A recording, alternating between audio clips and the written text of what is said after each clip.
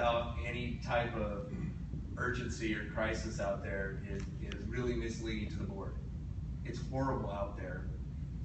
We are running from Discovery Bay to Bethel Island. It happened yesterday. We don't have enough resources, so please don't think that this is being handled. It's not being handled. We don't know what dispatch is going to tell Mr. Kenny if he has a fall and he can't get up and you need somebody to come pick you up and put you back in your chair. Dispatch doesn't even know what they're going to tell you. If they're going to send somebody else, we just don't come. We don't know. On that structure fire on the island, on Taylor Road, the Sunshine engine was moved to Brentwood to cover. It wasn't sent to the fire. Company officer is expecting 5 engines. 5 engines, and on the island we know that we need water. So water tenders are going to be coming. Mutual aid needs to be called immediately out there. Because once you take a water tender and break up a crew with the water tender, now you only have the 2 guys on the engine. So instead of, you could have 5 engines, but now you only have 10 people working. The reason we have 5 engines is because we need the personnel to do the work. And so that didn't happen. Mutual aid wasn't called right away. That's not something that an incident commander will wait to get on scene to determine. When you're en route, you need to know, I have 3 water tenders coming. I'm losing 3 people that would normally be doing work. Didn't happen. So on that call, it was a complete failure. And these are going on daily in your areas.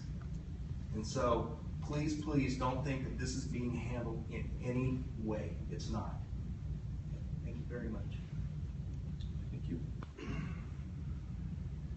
Next speaker is Vince Wells.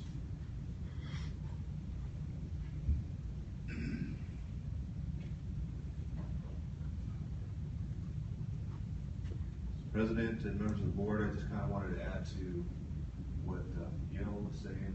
We're not in the business of trying to tell everybody everything's just fine. I understand that sometimes the administration feels the need to do that.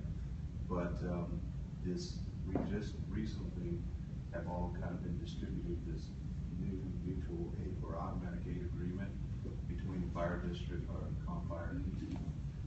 And there's still a lot of questions about it. I mean, if I'm working, I'm gonna put my Contra hat on today, and I'm working as the captain at Station 81, and I'm the first in on a call in Oakville, and I'm one of the 2 resources that our district has provided to me, and I call for a second alarm because I got smoke and flames coming out the 2nd floor and people yelling at me. I don't know now that what would happen if I was in Contra. I'd call for a second alarm. I got 5 next closest engines. If it's in Oakley and I'm first in, which is very highly likely for 81 and 88, that we don't know if they're going to have to do this phone call and call a battalion chief or the duty chief to ask, hey, does Contra have any additional resources to come? So it makes it difficult as a company officer to fight a fire and not know what your resources are. So we got a lot of problems, and these things need to be addressed. And what Gil was making reference to about we're no longer responding to priority 6 and 7 calls. We have one of our senior dispatchers, we had an executive board meeting today and asked her, do you know that they're no longer, when you get a call from East County about somebody who fell and can't get up, that you're supposed to tell them that you don't have resources any longer?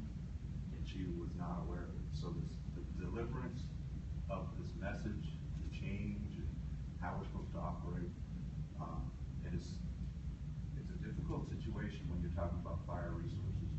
And so I understand that, so I don't want to look like pointing fingers. It's just hard to accommodate this situation. And we're all kind of right now in this position of we don't know what we're, and I'm a captain, a fire captain, and I'm going to have to try to make some decisions, and I really don't know exactly what's going on. And so we just think the board, everybody should be involved with educating the public that there are changes. We're going to do our best. We're going to try to do what we can to mitigate every emergency, just as we always have. So you do have our commitment on that, but we're struggling with how are we gonna operate, with the service level that we're at? Especially being Contra and East County, working together. I mean, when you say you're gonna limit resources, I mean, are you kidding me? You got a structure fire, you got 4 houses burning